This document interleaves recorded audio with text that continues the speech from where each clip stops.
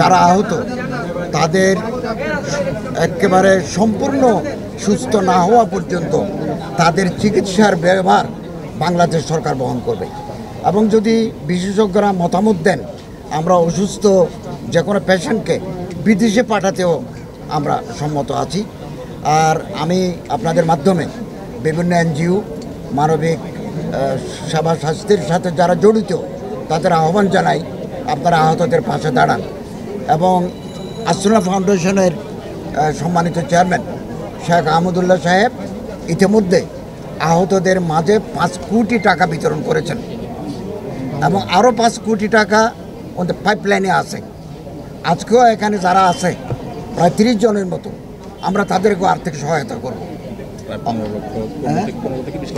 আমরা আজকেই ফাউন্ডেশনের পক্ষ থেকে 15 থেকে 20 লক্ষ টাকা আমরা আহতদের মাঝে দেব। এবং আমাদের মাননীয় প্রধান উপদেষ্টা একটা ফাউন্ডেশন করার প্রক্রিয়া শুরু করেছেন।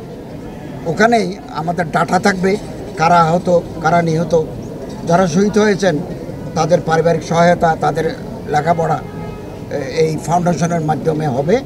এবং আমরা এটা বেসরকারি লেভেলেও দিতে পারি, সরকারি লেভেলেও আমরা রাখতে পারি। তো এই ব্যাপারে আপনাদের সহযোগিতা চাই।